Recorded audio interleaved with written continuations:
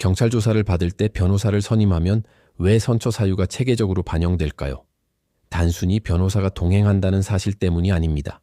수사 단계에서부터 법리적으로 의미 있는 양형 자료가 무엇인지 선별하고 그것을 수사기관과 법원이 이해할 수 있는 언어로 정리해 제출하기 때문입니다. 예를 들어 절도, 성매수, 보험 사기 같은 사건은 각 범죄 유형마다 핵심 쟁점이 다릅니다. 따라서 초기 대응부터 이를 전제로 접근해야 합니다. 저희는 성공보수 약정 없이 사건에 집중하는 구조를 통해 결과에 대한 거래가 아닌 책임감 있는 변호를 우선합니다. 상담 비용이 선임료에 중복되지 않도록 조정하고 형식적인 착수금만으로 사건을 진행하지 않는 이유도 여기에 있습니다.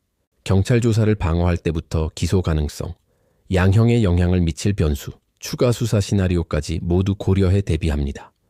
이렇게 해야만 조사 과정에서 불리한 진술을 막고 의뢰인에게 가장 유리한 방향으로 사건을 이끌 수 있습니다. 민사 사건은 조금 다릅니다. 단순히 소송에서 이기는 것이 목표가 아니라 실질적으로 돈을 돌려받는 것이 중요하죠.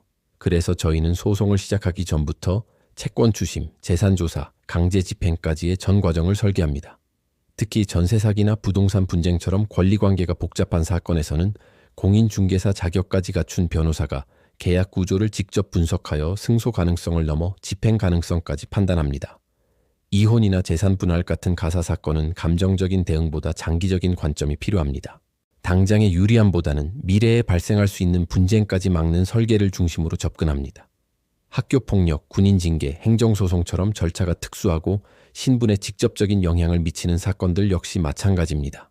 각 유형에 맞는 맞춤형 대응 구조가 필수적입니다. 출입국 문제와 형사 절차가 얽힌 경우처럼 여러 분야가 복합된 사건은 개별 절차로 분리하지 않고 하나의 큰 흐름으로 종합 분석해야 합니다.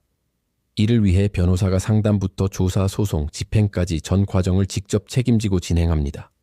사무직원을 거치지 않고 변호사와 직접 소통하며 전국 모든 사건을 전자소송으로 신속하게 처리하는 원칙도 그래서 중요합니다. 2014년 개소 이후 사건 처리와 관련해 단 한 건의 분쟁도 없었던 것은 결과를 과장하지 않고 현실적인 대응을 최우선으로 삼아왔기 때문입니다. 이처럼 사건 초기부터 마지막 단계까지 책임감을 가지고 체계적으로 대응하는 것, 이것이 바로 법률사무소 아신이 사건을 다루는 기준입니다.